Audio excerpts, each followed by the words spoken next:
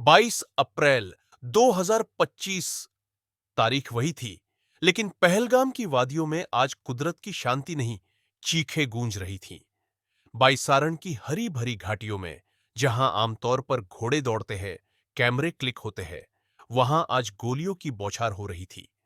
खून की नदियां बह रही थी, एक के बाद एक 28 मासूम जिंदगियां उन दरिंदों की गोलियों की भेंट चढ़ गई, जिनका मकसद सिर्फ एक था, भारत की रूह को छलनी करना।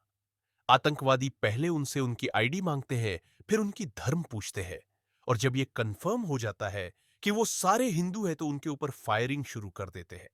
आतंकवादियों ने ना तो उनकी भाषा पूछी, ना ही उनकी राज्य, बस उनको जानना था उनकी धर्म, और धर्म कंफर्म होते हैं उनको मार दिया।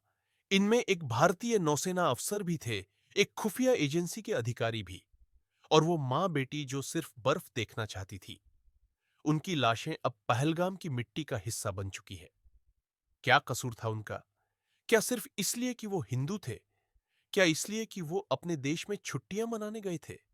इस हमले की जिम्मेदारी ली द रेजिस्टेंस फ्रंट ने। यह वही संगठन है जो पाकिस्तान के लश्कर-ए तैयबा से जुड़ा हुआ है, और इनका दावा था कश्मीर में 85,000 बाहरी नागरिकों की बस्तियों के खिलाफ यह उनका संदेश था।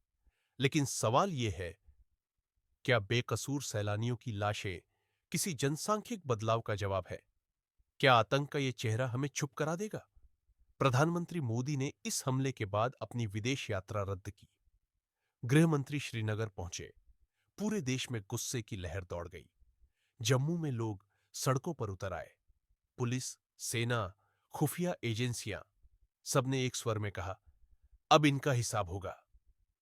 शहीद हुए 28 लोगों की याद में सिर्फ मोमबत्तियां नहीं जलेंगी, बल्कि दुश्मनों की अंधेरी मांदों में अब भारतीय सेनाएं उजाला करेंगी। पाकिस्तान के इस नापाक खेल को अब पूरी दुनिया देख रही है।